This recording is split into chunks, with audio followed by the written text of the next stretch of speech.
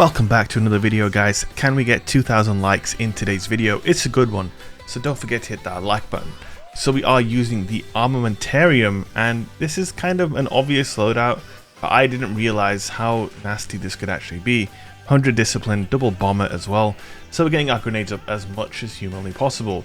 And which grenade are we using? We're using the Coldsnap grenade in combination with Whisper of Hedrons. Now, it's not really about freezing people, it's about getting the damage buff. And then once we get the damage buff, we combine it with the Posterity that has Killing Wind and Rampage, plus a Rampage spec mod. Now, I don't know if this is super obvious to the rest of you guys, and loads of you have been doing this, and I've just been way behind the curve. But I was playing with J-Kai, he's a fellow streamer and a really good player, and he was rocking Coldsnap grenades on a Behemoth Titan. And I was kind of surprised because most people run either Dust Fields or Glacier grenades. I've been using Glacier grenades, mainly for the Glacier jump ability where you can jump off your grenade and make some really cool plays, but I've been finding that to be less and less useful, especially depending on what map you are on. And of course the Dust Field grenade is very powerful, pulling people out of cover and whatnot. And again, I don't like the Dust Field grenade. I don't like the way, I just don't like pulling people out of cover like that. I don't know, it just feels kind of, every time you use one you just feel like an absolute rat when you Dust Field someone.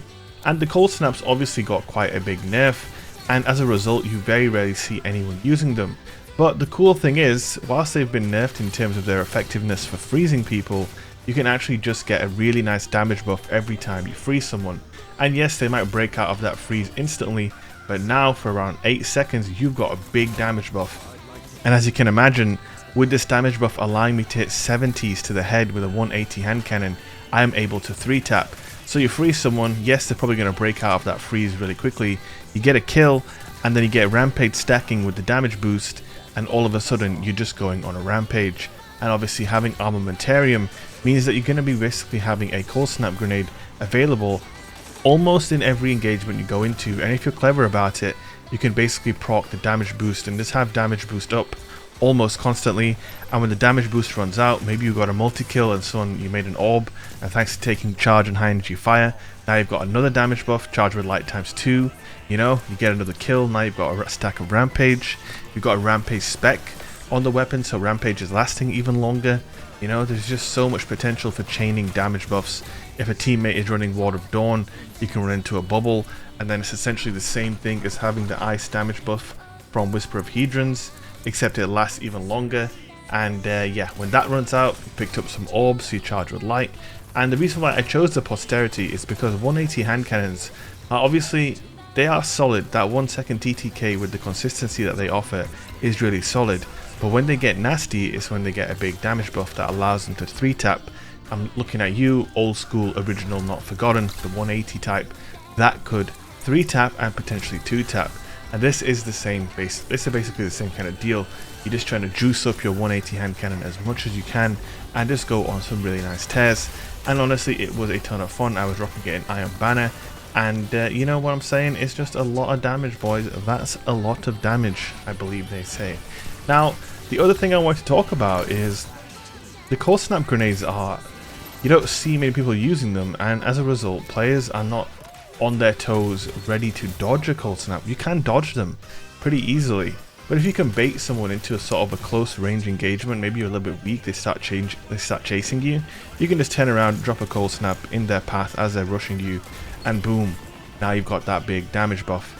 Now, it's not enough to allow Chaperone to one hit to the body. I believe Chaperone is doing around 180, maybe 188 to the body with this thing active, but again, that's a lot of damage. So someone's taking the slightest amount of damage and you're going to be basically cleaning them up with the Chaperone.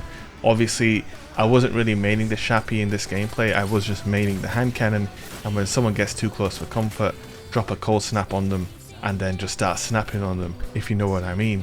You can see in the gameplay, it's just a very fun way to play. Really nice, able to just constantly get damage buffs, and I don't really think, aside from maybe the Empowering Rift on the Warlock, I can't think of many other ways where you can just constantly buff yourself. And obviously, unlike the Empowering Rift, you don't have to stay in that one spot. All you have to do is tickle someone with a Coldsnap grenade and you're basically good to go. And obviously, when the damage boost runs out, then you've got a couple of stacks of Rampage, so even though the buff runs out, if you're playing it right, you're already in business and you're already getting a bunch of kills. Other thing I wanted to note as well is we are running 2 bomber mods on our mark. So if you're really close to a grenade, you can just pop that barricade and boom, get a big chunk of grenade energy, and you're back in business. Again, if they get too hairy, you do have the chaperone on hand to do some real damage.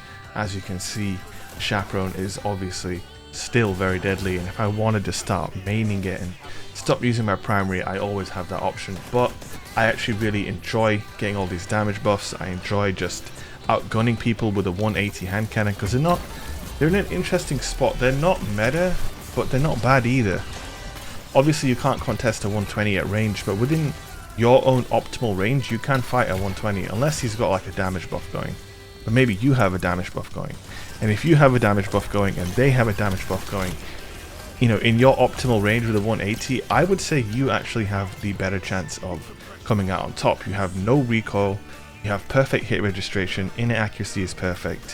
Whereas the 120s, yes, they hit great, they hit very, very hard, but they require, you know, a little bit of management. You got to be a little bit careful with them. You can't just go around spraying people in the face like you can with a 180. And it just kind of sums up this setup. So I hope you guys enjoyed it. If you did and you made it all the way to the end and you haven't yet subscribed to the channel, what are you waiting for? Subscribe to the channel. We upload every single day. Got a really funny video coming up for you guys tomorrow, by the way, so make sure you stay tuned. Hit that notification bell so you don't miss an upload. We do upload every single day. Thank you guys for watching, and I will see you in the next video. Peace.